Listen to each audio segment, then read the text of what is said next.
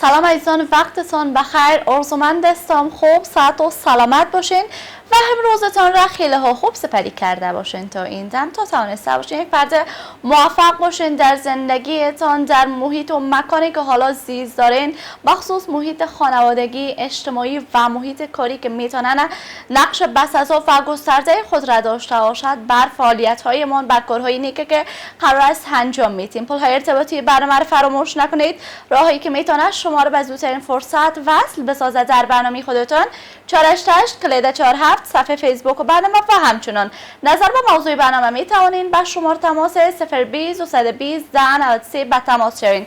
اما پیش از این که تماس بگیرین، موقعیت یا هم مکان مناسب را انتخاب بکنین، با آوازمان را از طریق تلفن های همراهتان بشنوین و صدای تلویزیونتون را پخش بکنین. موضوع امروزی برنامه من برمیگرده بر عوارض فشارهای روانی در افراد. واقعا این مبحث خیلی مهم است که مرتبط داره با صحتمندی همگی ما. شما بعضی از افراد اشخاص هستن زمانی که اینا استرس می داشته باشن، استروک می داشته باشن، نمیتونن که به گونه درست با شیوه‌های مختلف کارشون را به اتمام برسونن. قرار است بحثمون را ادامه بدیم با استاد سید محمد نجیم داوود که ایشان استاد دانشگاه هستند. در رابطه با این موضوع صحبت‌های می داشته باشن. اما قبل از این که بپردازیم روی صحبت‌هایمون وانچ سوالات کلیدی هست را پرسان بکنیم تا جوابات خیلی خوب را دریافت بکنیم. میریم به طرف بسته معلوماتی، میبینیم و میدونیم. دوباره زود برمیگردیم، با ما باشید.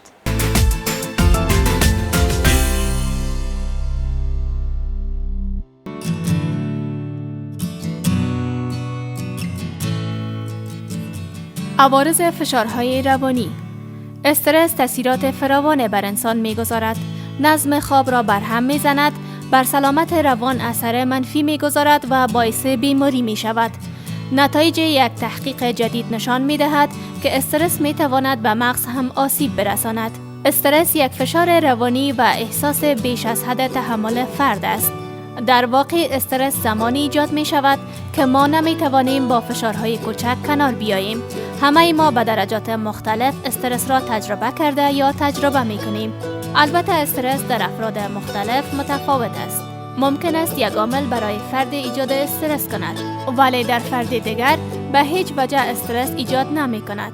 تفاوت‌های فردی و چگونگی ادراک افراد از وقایع مهم و گرفتاری‌های روزمره زندگی در چگونگی تأثیر آنها بر سلامت روان فرد تأثیر دارد. در واقع زندگی بدون فشار روانی امکان ندارد و انسان‌ها برای آنکه به طور متوسط به زندگی بپردازند باید کم فشار روانی را احساس کنند. اما فشار روانی شدید و طولانی مدت دارای اثرهای آسیب‌زای فیزیولوژیکی و روانی است.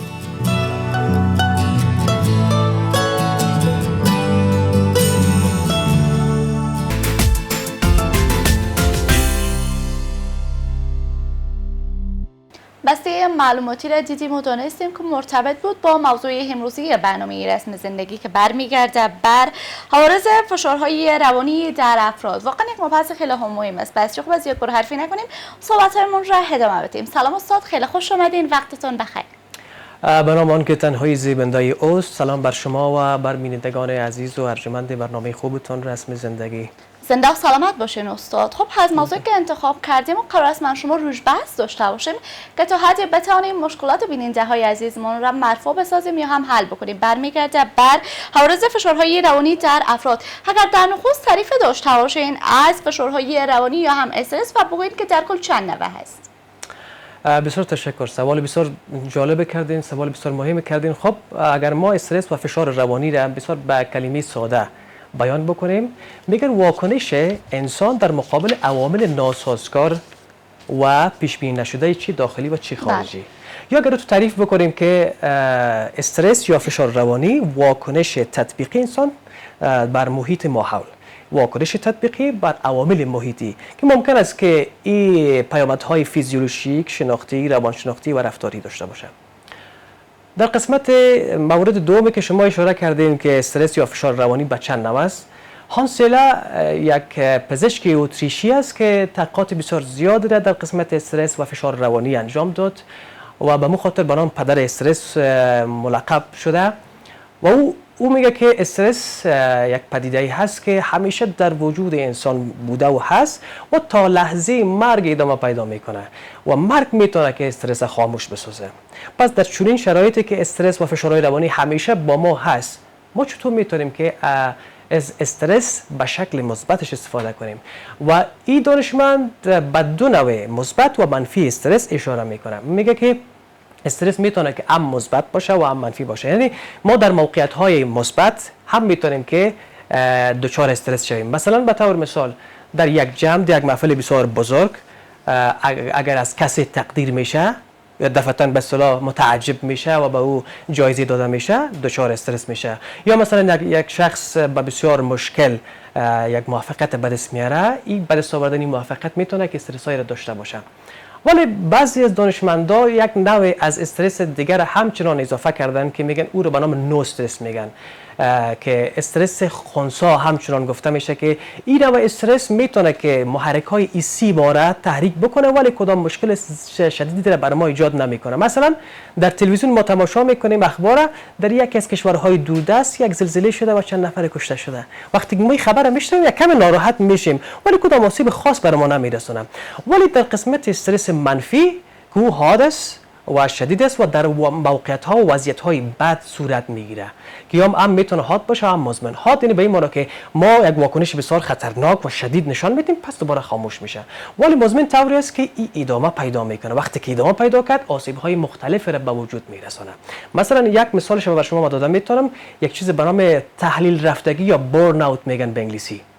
این نوعی از استرس است که مثلا شخص هر روزه استرس و فشارهای روانی مختلف را تجربه میکنه، در محیط کار، در محیط خانه، در محیط بیرون.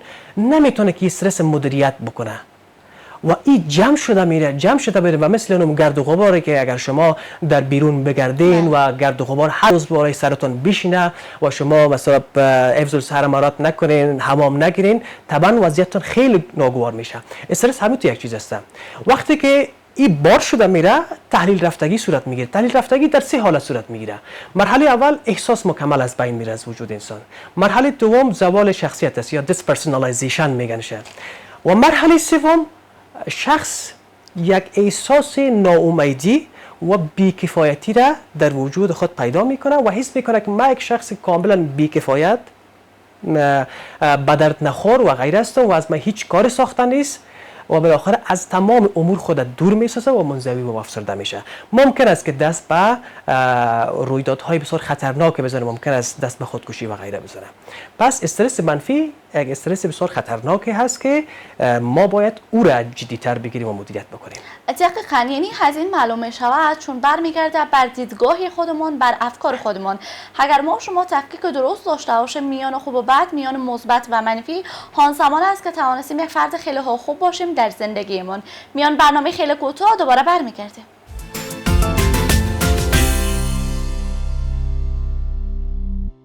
بازم وقت شما حیزان بخیر. در ادامه رسم زندگی قرار داریم. شما بیننده های خوبمون می توانید با شماره تماس 020 و 120 93 تماس بگیرین. دیده برای تماس های شما حیزان هستیم. آنچه مشکلاتی که دارین، آنچه سوالاتی که در ذهنتون خطور میکنه می توانید مطرح بکنید تا جوابات خیلی خوب را دریافت بکنید تا یک زندگی خیلی خوب داشته باشین در کنار فامیلتون، اقاربتون، دوستانتون. خب حالا استاد شما نکات خیلی خوب را اشاره کردین در رابطه با فشارهای روانی یا هم استرس. حالا میخوایم بپردازیم روی علل و عوامل استرس در چی میتونه باشد، یعنی چی فاکتورهای مساعد کننده وجود دارد تا یک فرد مصاب به استرس میشه. تشکر از سوال شما. نکته بسیار مهم است که ما باید به خاطر مدیریت کردن استرس اول باید استرس بشناسیم و استرس ها را با موقعیتش مشخص بسازیم. و زمانی که ما مشخص نسازیم نمیتونیم که استرس مدیریت بکنیم و خواهنده‌های بالای ما غلبه میکنه. و 4 کاتگوری تقسیم میکنه دانشمند دای روانشناس. اول استرس بین فردی است، ببخشید اول استرس درون فردی است، بین فردی است، سازمانی است و فراسازمانی است. در استرس درون فردی مثلا ناسازگاری در اهداف، احساسات، عقاید، طرز نگرش. بله. مثلا ما یک هدفی را در زندگی خود انتخاب کردیم که به حساب قابل اندازه‌گیری نیست، قابل به دست آوردن نیست، درست مجهول مبهم است و ما می‌خوایم که در این هدف مجهول مبهم خود حرکت بکنیم. طبعا دچار استرس میشیم. یا احساسات، عقاید. مثلا گاهی وقت شاید اتفاق افتاده باشه که من این کار بکنم یا نکنم، حس تعارض بر شما دست میده در قسمت اهدافتان که ناسازگار باشه. متردد اینجا برم یا نرم، با این صحبت بکنم یا نکنم، این کار انجام بتم نتم، این چیز بگیرم یا نگیرم. این تو یک وضعیت تعارض قرار میگیرید، زیر فشار روانی قرار میگیرید. پس به خاطر باید است ما اهداف خود خیلی مشخص و قابل دسترس بسازیم که ما دچار فشار روانی نشیم. احساسات و عقاید ما را همچنان در قسمت استرس های بین فردی که اما ما فضل خدا شاید تجربه از این گپ داشته باشیم که در بین فضای خانواده، در بین فضای کاری این حتما رخ میده. مثلا اولش خشونت است. خشونت چی بالای ما صورت بگیره و چی شاهد خشونت باشه، استرس و فشار روانی رو بالای ما ایجاد میکنه. ناسزاگویی و زورگویی ها در خانواده و در محیط کار. در خانواده خود طبعا مشخص است کسانی که در رأس خانواده قرار دارند و در سازمان کسانی که رئیس هستند و آمر مافوق هستند کوشش میکنن که بالای زیر دستا زورگویی بکنن و از حد توانشون بیشتر از پیششان کار بگیره، کنترل های بیجد و بی‌مورد بکنن. این استرس فوق‌العاده اضافه میکنه. یا زد و خوردهایی که بین کارمندان یک سطح صورت میگیره، ناسازگویی ها که صورت میگیره، استرس و فشار روانی ایجاد میکنه. و موضوع دیگهش سوء استفاده های جنسی میتونه که استرس و فشار روانی ایجاد بکنه که زیادتر برمیگرده بیشتر به طبقه اوناست که اگرچه در کشورهای غربی و اروپایی مخصوصا امریکا این بسیار شایع هست، ولی در کشورهای آسیایی همچون افغانستان، ایران به دلیل مذهب و دین و آیین ما و شما کمتر است ولی به صورت مخفی است. اینا میتونه که استرس های بین فردی باشه که ایجاد شوه و هر روز ما این تجربه کنیم.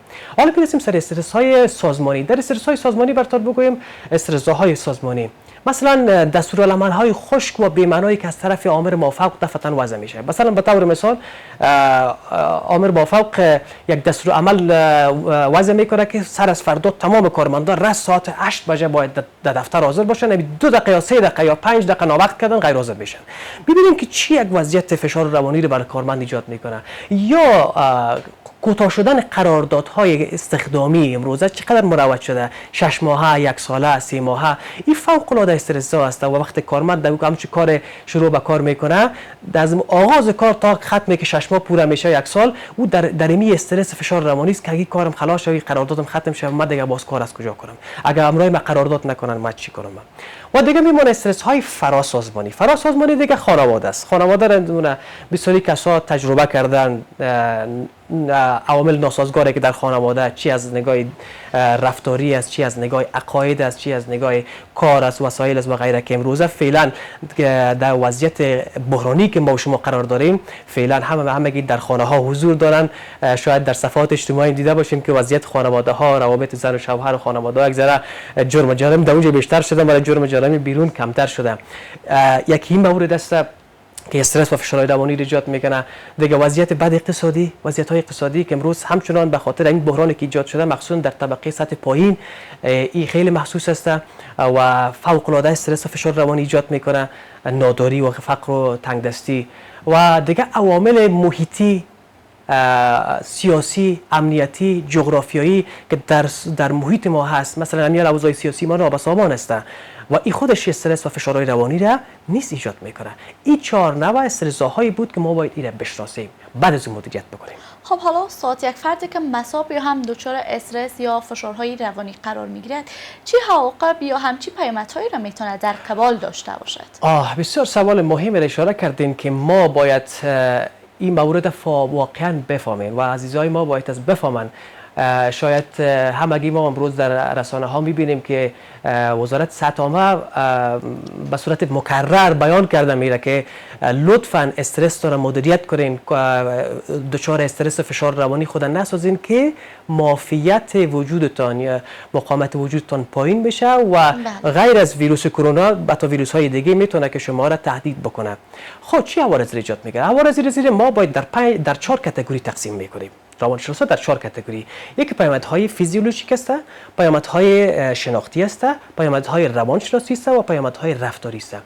در پیامدهای فیزیولوژیک برمیگرده به خود جسم ما و شما. 4 سیستم مورد هدف قرار میده. اول سیستم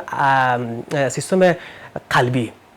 سیستم قلبی در سیستم قلبی افزایش ضربان قلب تجربه شده، افزایش قند خون، افزایش فشار خون، درست است و سردی دست ها و رو.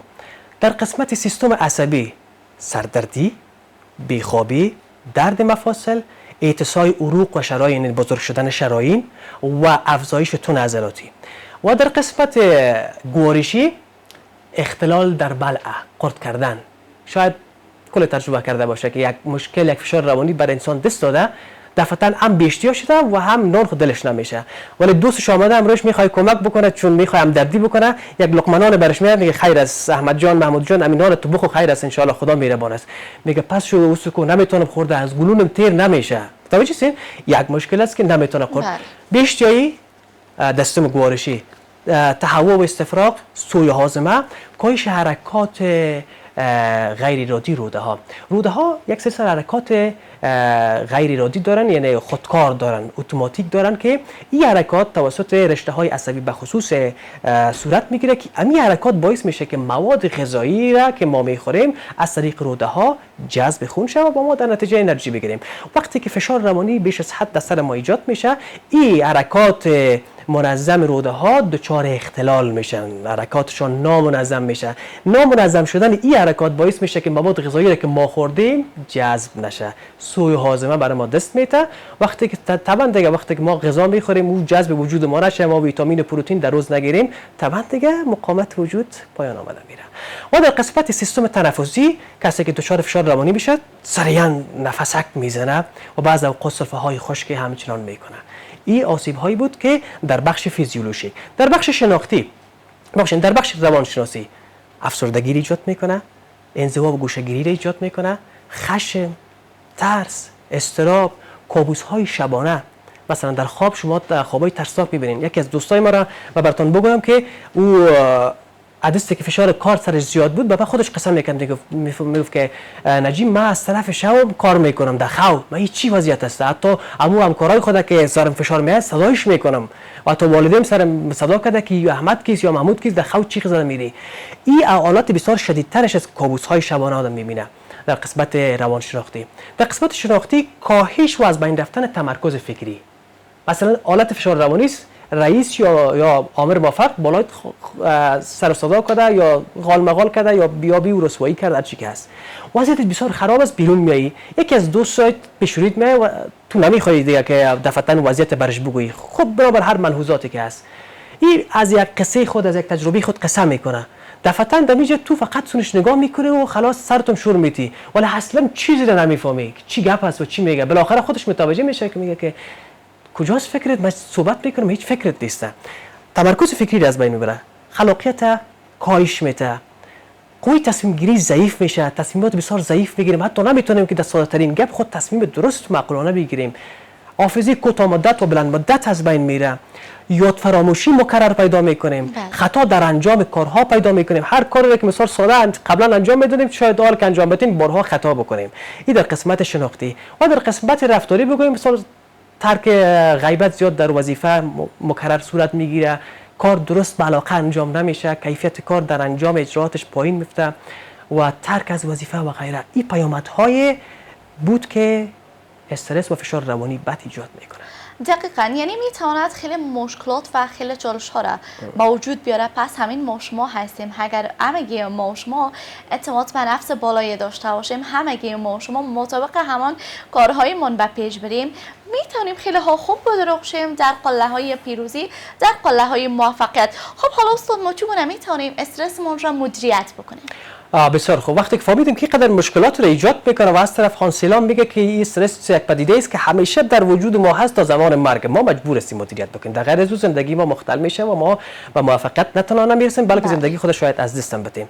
خب 6 استراتژی در قسمت مدیریت استرس دانشمندای روانشناس گفتن که 3 مربوط فردی میشه و 3 سازمانی میشه. چون ما در زندگی ما دو بود داره، یکیش در سازمان، یکیش در محیط رسمی هستیم و دیگه محیط غیر رسمی. در استراتژی فردی پیشگیری با استرس ها هست، استراتژی فردی پیشگیری با خود استرس هست، استراتژی فردی درمان استرس هست. و در قسمت سازمانی عین چیز، استراتژی سازمانی پیشگیری از استرس ها، از خود استرس و درمان استرس. حالا بریم سر فردی صحبت میکنیم، خدا کنه اگر وقت مانده باشه با سر سازمانی همچنان صحبت میکنیم. در قسمت استراتژی های فردی پیشگیری از استرس ها، در اینجا چند مورد است. اول خوشبینی، دو مدیریت و مدیریت اوقات کار و فراغت.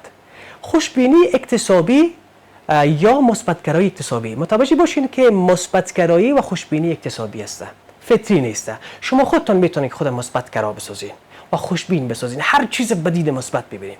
به قول انتونی رابینز، ذهن ما و شما خاصیت دوربین داره که لنزایش همین چشمای ما تشکیل میده. با هر جایی که ما فوکس تا نکنیم او را فیلم برداری نمیکنیم. مثلا اگر ما اول صبح با شما صحبت میکنم معقب خود نگاه کرده نمیکنم، درست است؟ پس اگر ما فوکس دوربین چشمای خود بالای موقعیت های شاد و شاداب همیشه داشته باشیم، همیشه خوش می باشیم، درست است؟ و خوشی که بر ما دست میده این باعث میشه که ما انرژی ما همیشه حفظ شود و حتی استرس های بسیار مزمن و خطرناک خیلی ساده بگیریم و خیلی راحت راه حل برش پیدا کنیم. دیگه مدیریت کردن اوقات کار و فراغت. هیچ وقت نباید فضای کاری خود با فضای غیر رسمی خود، فضای رسمی رو با فضای غیر رسمی قاطی بسازیم. بسیاری کسا هستن که اوقات فراغت اصلا نمیشناسن. میگه اوقات فراغت چرا باشه؟ ما در اوقات فراغت باید کار بکنیم، کمایی بکنیم. در حالی که باید این دقیقاً متوجه باشن که اون رقمی که انسان نیاز به انرژی داره که انرژی بگیره تا کار کنه، اون انرژی از طریق استراحت، تفریحات منظم و ورزش به دست میاد. ما باید تقسیم اوقات منظم در ایام کار و تفریح خود داشته باشیم. میرسیم سر استراتژی های پیشگیری با استرس ها بود. اگر ما استرس ها را مدیریت نداریم، حالا میرسیم سر مدیریت خود استرس. در مدیریت خود استرس براتون بگویم که اینجا چند مورد بحث است. اول عوامل وضعیتی و شخصی است. دوم ارزیابی شناختی از استرس است و فنون سازگاری است. عوامل وضعیتی شخصی چی هستند؟ مثلا اگر ما در یک وضعیت قرار میگیریم، اگر وضعیتی که قرار گرفتیم با صفات شخصیتی و مثلا اعتماد به نفس، مثلا خودپنداری، مثلا عزت نفس و غیره، با اینا یک تعامل بکنه، این تعامل باعث میشه که درک ما را نظر به وضعیت استرس تغییر بده. مثلا به طور مثال ما خسته هستیم، در یک موقعیتی هستیم که اصلا استرس زا نیست، ولی چون خسته هستیم اون موقعیت استرس ها تلقی و درک میکنیم. اما در این موقعیت اگر ما شاد و خوش باشیم قرار بگیریم، اصلا اون موقعیت ما استرسات درک نمی کنیم. مثال ساده براتون میتونم. خسته و مانده از وظیفه مثال برگشتیم، درست؟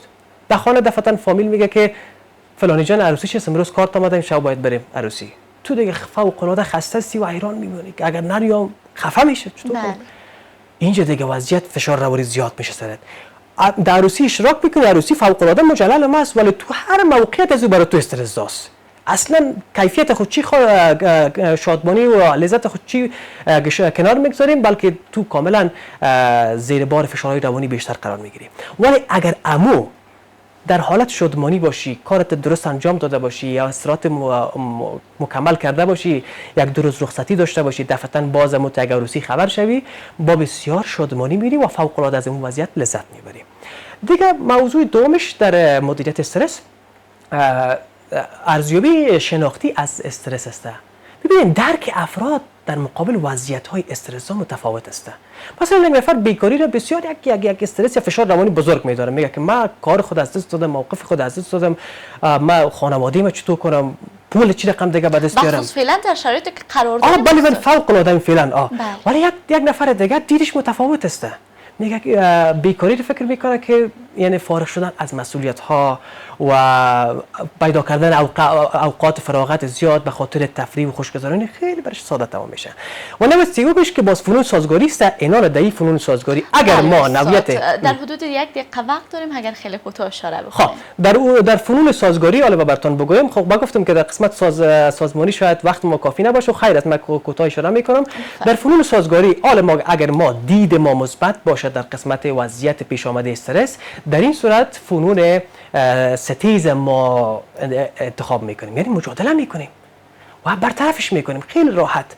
و اگر ما دید ما در قسمت همین دو وضعیتی که براتون گفتم منفی باشه، در این صورت دیگه از فنون گریز استفاده میکنیم، یعنی مجبور هستیم وضعیت بپذیریم، قبول کنیم، مثل وضعیت کنون بحران فیزیک ویروس کرونا که ما صحیح وضعیت فوق العاده بحرانی است و استرس زام است، ما مجبور هستیم بپذیریم و این را طوری مدیریت بکنیم که با استرس و فشار روانی مزمن تبدیل نشه. دقیقاً. ممنونتون استاد، سپاسگزار هستم بابت اینکه دعوتمون را پذیرفتین و حضور پیدا کردین در برنامه رسم زندگی. زندگی. بسیار زیاد زنده و تشکر، سلامت. موفق باشید. ممنونتون.